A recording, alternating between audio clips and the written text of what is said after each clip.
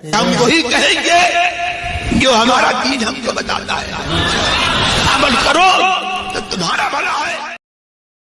الحمدللہ رب العالمین والصلاة والسلام على سید الانبیاء والمرسلین، اما بعد اعوذ باللہ من الشیطان الرجیم، بسم اللہ الرحمن الرحیم، ان اللہ وملائکتہ یصلون علی النبی یا ایہا الذین آمنوا صلوا علیہ وسلموا تسلیما، اللہم صل علی سیدنا وشفیعنا وحبیبنا ومولانا محمد وبارک وسلم صلاۃ وسلاما علیک یا رسول اللہ صلی اللہ تعالی علیہ وسلم۔ تلک الدار الآخرۃ نجعلها للذین لا یریدون علوا فی الارض ولا فسادا والعاقبۃ للمتقین۔ یہ آخرت کا گھر ہے، ہم ان کے لیے کرتے ہیں جو زمین میں تکبر نہیں چاہتے اور نہ فساد چاہتے ہیں، اور عاقبت پرہیزگاروں ہی کی ہے۔ اس سے پہلے آیات کریمہ میں قارون کی ہلاکت کا ذکر تھا۔ جب برباد شدہ لوگوں کا ذکر ہو گیا تو اب ان آیات میں کامیاب لوگوں کا ذکر ہو رہا ہے کہ تلک الدار الآخرہ، یہ آخرت کا گھر ہے۔ آخرت کا گھر یعنی اس سے مراد ہے جنت۔ یہاں پہ کہا کہ یہ آخرت کا گھر، تو یہ تو ہے نہیں، تو یہ اس لیے کہا جا رہا ہے کہ اس گھر کی یعنی جنت کی خبریں بار بار بتائی جا چکی ہیں، اتنی بار بتائی جا چکی کہ ایسا ہے کہ بندے کے ذہن میں اب وہ پورے طور پر موجود ہے۔ تو کہا کہ جس جنت کی خبر تم نے سنی ہے اور اس کے اوصاف تمہارے سامنے بیان ہوئے ہیں، یہ گھر ہم کس کو دیتے ہیں؟ ان کو دیتے ہیں جو زمین میں فساد نہیں چاہتے اور زمین کے اندر جو تکبر نہیں کرتے۔ جیسے قارون نے تکبر کیا، فرعون نے، حامان نے، ان لوگوں نے تکبر کیا، زمین میں فساد بپا کیا، تو ان کو نہیں ملے گا یہ جنت کا گھر۔ یہ جنت کا گھر کن کو ملے گا؟ جو زمین کے اندر تکبر اور فساد نہیں کرتے ہیں۔ تو یہاں پر حضرت مولا علی رضی اللہ تعالیٰ عنہ نے فرمایا کہ جس کے دل میں یہ تصور ہو کہ میرے جوتے کا تسمہ فلاں شخص کے تسمے سے بہتر ہے، تو یہ بھی تکبر میں داخل ہے۔ یعنی آدمی سوچے کہ میں بڑا بن کے رہوں اور میرا ساتھ والا جو ہے وہ حقیر بن کر کے رہے، تو جو اپنے لباس کو دیکھ کر تکبر کرے اور دوسروں کو چھوٹا سمجھے، وہ بھی تکبر میں داخل ہے۔ لیکن اس کا یہ مطلب نہیں ہے کہ اچھے کپڑے نہ پہنے، اچھا جو ہے وہ جوتا نہ پہنے۔ مراد یہ ہے کہ اچھا کپڑا کوئی پہنے یا اچھا جوتا کچھ بھی پہنے، اس کو پہن کر کے دوسروں کو چھوٹا نہ سمجھے، حقیر نہ سمجھے۔ اگر پہن کے دوسروں کو چھوٹا اور حقیر سمجھے گا تو یہ تکبر ہو جائے گا، اور تکبر اللہ کو پسند نہیں، اور جو تکبر کرتا ہے اللہ تعالیٰ اسے جنت کا گھر آخرت نہیں عطا کرتا۔ سیدنا مولا علی رضی اللہ تعالیٰ عنہ اتنے پائے کہ اپنے وقت کے امام، امیر المومنین اور اولیاء کرام کے سردار، لیکن اس کے باوجود بھی اکیلے چلتے پھرتے تھے۔ آپ خلیفہ وقت تھے، بازار میں جاتے تھے اور لوگوں کو ملتے تھے، ان کو تلقین کرتے تھے، ضعیف اور ناتواں لوگوں کی مدد کرتے تھے، سبزی خریدتے، دکانداروں کے پاس جاتے اور ان سے کیا کہتے؟ ان سے یہی کہتے تلک الدار الآخرۃ نجعلها للذین لا یریدون علوا فی الارض ولا فسادا۔ یہ آخرت کا گھر جو جنت ہے نا، یہ ہم ان کو دیں گے جو زمین میں تکبر نہیں کرتے اور زمین کے اندر فساد نہیں چاہتے ہیں۔ تو حضرت مولا علی رضی اللہ تعالیٰ عنہ نے اتنی عاجزی کا ثبوت دیا۔ بزرگوں نے فرمایا کہ تکبر سے بچو، اپنے اندر عاجزی انکساری پیدا کرو، اگرچہ تم دنیا میں بہت بڑا مرتبہ بھی کیوں نہیں پا جاؤ، کیونکہ تم خود سوچو کہ تم مٹی سے پیدا کیے گئے ہو، تو پھر جس مٹی سے پیدا کیے گئے ہو اسی زمین کے اوپر اکڑ کر کے چلنا، یہ کون سی دانش مندی کی بات ہے؟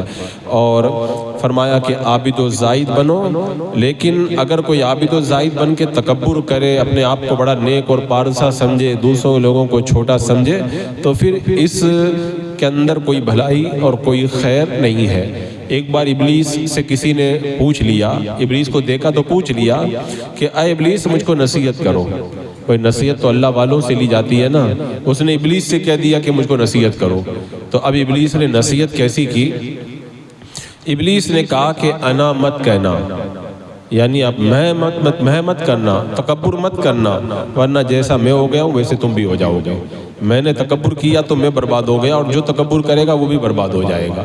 تو اس آیت کریمہ میں رب نے فرما دیا کہ قارون نے تکبر کے ساتھ میں کپڑے پہن کر کے نکلا، بڑے جاؤ حشم کے ساتھ میں لوگوں کو چھوٹا اور حقیر سمجھا، اللہ نے اس کو اس کے خزانوں اور محلات کے ساتھ میں زمین میں دھسا دیا۔ اب جو بندہ تکبر نہیں کرے گا، تلک الدار الآخرۃ نجعلها للذین لا یریدون علوا فی الارض ولا فسادا والعاقبۃ للمتقین۔ ایسے پرہیزگار لوگوں کے لیے جو تکبر نہیں کرتے ہیں، فساد نہیں مچاتے ہیں، اللہ تعالیٰ نے ان کے لیے جنت کا گھر تیار کیا ہے۔ من جاء بالحسنة فله خير منها ومن جاء بالسيئة فلا يجزى الذين عملوا السيئات إلا ما كانوا يعملون۔ جو نیکی لائے اس کے لیے اس سے بہتر ہے، اور جو بدی لائے تو بد کام والوں کو بدلہ نہیں ملے گا مگر جتنا کیا تھا۔ اس آیت کریمہ میں فرمایا جو نیکی لائے۔ تو قرآن پاک کے جو الفاظ ہیں نا، وہ بھی اپنے دامن کے اندر کتنا خزانہ رکھتے ہیں۔ اللہ تبارک و تعالیٰ نے یہ نہیں فرمایا کہ جو نیکی کرے، بلکہ فرمایا جو نیکی لائے۔ نیکی کرنا اور نیکی لانا دونوں میں بڑا فرق ہے۔ نیکی کرنے والا ضروری نہیں ہے کہ کامیاب ہو، لیکن جو نیکی لائے گا وہ ضرور کامیاب ہو جائے گا۔ مطلب اس کا کیا ہوا؟ مطلب اس کا یہ ہوا کہ دنیا میں اگر کوئی نیک اعمال کرے اور نیک اعمال کرنے کے بعد میں ان اعمال کو برباد کر دے اور اللہ کی بارگاہ میں جائے تو نیکی کر کے نیکی لے کر کے نہ جائے، تو پھر اس کا کوئی فائدہ نہیں ہے۔ نیکی کرے اور اس نیکی کو صحیح سلامت لے کر کے اللہ کی بارگاہ کے اندر جب بندہ پہنچ جائے تو اب یہ نیکی اس کے لیے بڑی فائدہ مند ہو جایا کرتی ہے۔ تو فرمایا گیا کہ جو نیکی لائے، یعنی نیک کام کر کے اللہ تبارک و تعالیٰ کی بارگاہ میں حاضر ہو تو اللہ تبارک و تعالیٰ اسے بہت کچھ عطا فرمائے گا۔ تو اللہ کی بارگاہ میں نیکی خیریت کے ساتھ میں لے جانا، یہ ایک بہت بڑی اللہ تبارک و تعالیٰ کی نعمت ہے۔ اور پھر نیکی سے مراد کیا ہے؟ نیکی سے مراد عام ہے، چاہے بدنی نیکی ہو، چاہے مالی نیکی ہو، چاہے فرض عبادت ہو، سنت ہو، مستحب ہو، واجب ہو، کلمہ شریف ہو، درود پاک ہو، ایمان ایک بہت بڑی خود نیکی ہے۔ تو جو بھی نیکی لے کر کے اللہ کی بارگاہ میں جائے فَلَهُ خَيْرٌ مِّنْهَا، تو اس کے لیے اس سے بہتر ہے۔ بہتر کا مطلب کیا ہوا؟ یعنی ایسا نہیں کہ کوئی بندہ جتنی نیکی کرے گا اللہ تعالیٰ اتنا ہی اجر دے گا، نہیں، اللہ کی بارگاہ کے اندر اجر بہت زیادہ ملے گا۔ کسی کو تو اتنا ملے گا فَلَهُ عَشْرُ أَمْثَالِهَا، اللہ تعالیٰ 10 گنا نیکی عطا فرمائے گا۔ ایک نماز پڑھے گا 10 کا ثواب، 1 روپیہ خیرات کرے گا 10 کا ثواب، اور کسی کو اللہ تعالیٰ 70 عطا کرے گا، کسی کو 700 عطا کرے گا، اور کسی کو تو اللہ تعالیٰ بے حساب عطا کرے گا۔ تو اللہ کی بارگاہ کے اندر اگر کوئی بندہ نیکی لے کر کے جائے تو پروردگار عالم اسے کتنا عطا فرمائے گا بندہ اس کا تصور بھی نہیں کر سکتا۔ حضرت ابو ہریرہ رضی اللہ تعالیٰ عنہ فرماتے ہیں اللہ کے رسول علیہ الصلوۃ والسلام نے ارشاد فرمایا کہ اللہ تعالیٰ کرامن کاتبین فرشتوں کو حکم دیتا ہے کہ جب میرا بندہ گناہ کا خیال کرے تو مت لکھو، اور جب گناہ کر لے تو 1 گناہ لکھو، اور اگر ارادہ گناہ کر کے توبہ کر لے تو گناہ مت لکھو، باز آ جانے اور گناہ نہ کرنے کی نیکی اس کے لیے لکھ دو۔ دیکھیں کتنا فرق ہے۔ اللہ تعالیٰ نے کیا فرمایا؟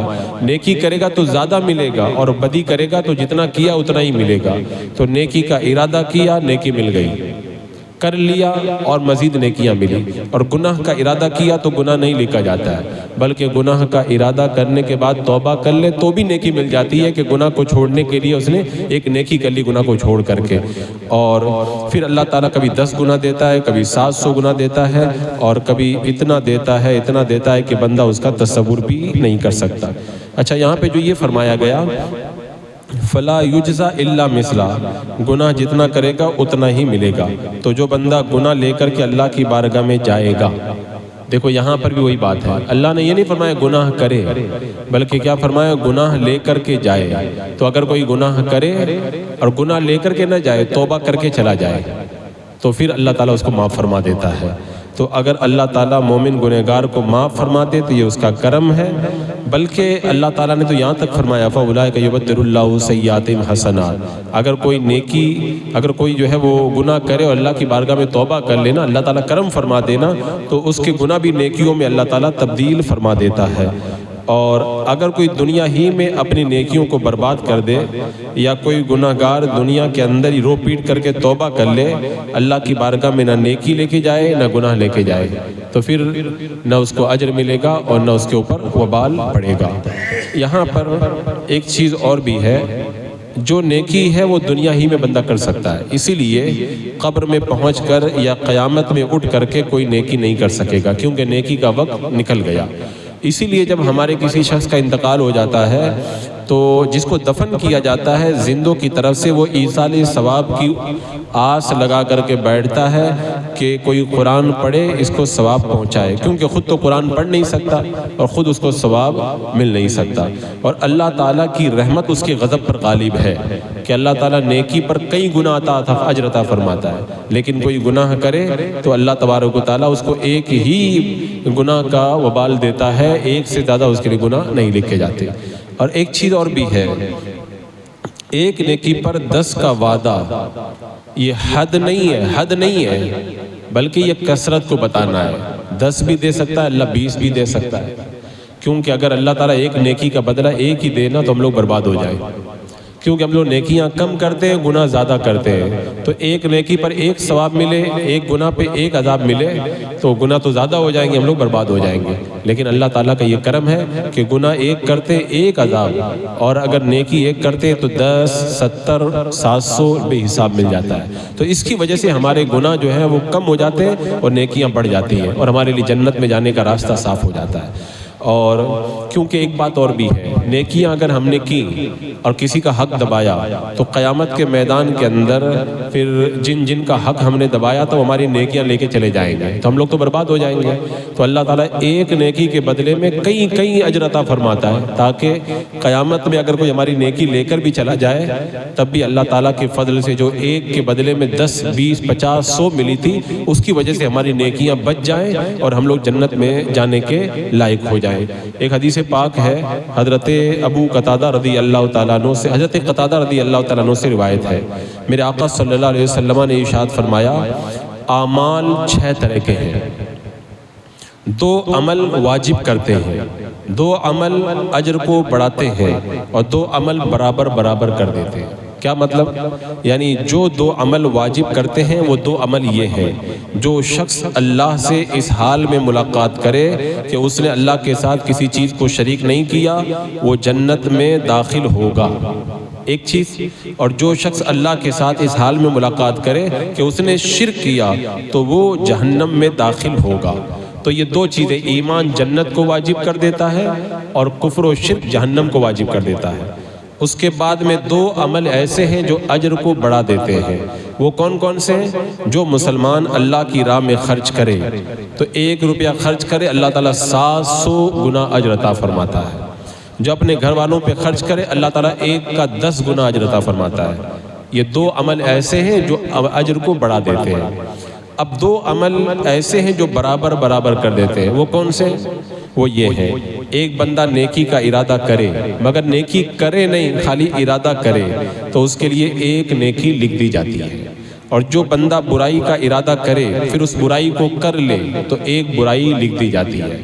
تو نیکی کا ارادہ اور برائی کر لینا یہ دونوں برابر ہیں، 1 دونوں کا ملتا ہے، اور کچھ کا اجر بڑھ کے ملتا ہے، اور کچھ ایسے اعمال ہیں کہ جو اللہ تعالیٰ جن کی وجہ سے جنت یا جہنم کو واجب کر دے۔ حضرت ابو ذر رضی اللہ تعالیٰ عنہ کا بیان ہے، اللہ کے رسول علیہ السلام نے ارشاد فرمایا کہ اللہ تعالیٰ فرماتا ہے، جو شخص 1 نیکی لے کر کے آئے گا اس کو اس کے مثل 10 یا اس سے زیادہ نیکیوں کا اجر ملے گا، اور جو برائی لے کر کے آئے گا اس کو صرف اسی کے مثل برائی کی سزا ملے گی، اور یہ بھی کوئی پکا نہیں ہے، یا تو میں اس کو بخش دوں گا، لائے گا برائی یا تو میں 1 عذاب اس پہ نازل کروں گا 1 برائی کے بدلے میں، یا اللہ تعالیٰ فرماتا وہ بھی معاف کر دوں گا، اس کو میں جنت دے دوں گا، یہ اللہ کا کرم ہے۔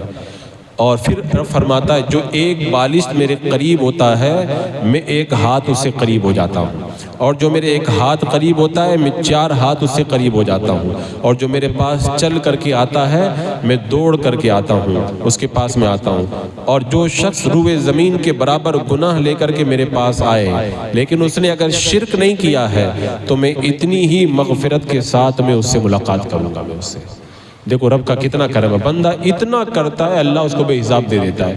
لیکن ایک بات یاد رکھیں، یہاں پہ جو یہ فرمایا گیا نا کہ جو ایک بالش قریب ہوتا ہے تو ایک ہاتھ قریب ہو جاتا ہوں، اس کا یہ مطلب نہیں کہ ویسے زمین اور جگہ کے اعتبار سے اللہ تعالیٰ قریب ہو جاتا ہے۔ اللہ تعالیٰ جگہ سے پاک ہے، یعنی اس کی رحمتیں ہمارے قریب ہو جاتی ہیں۔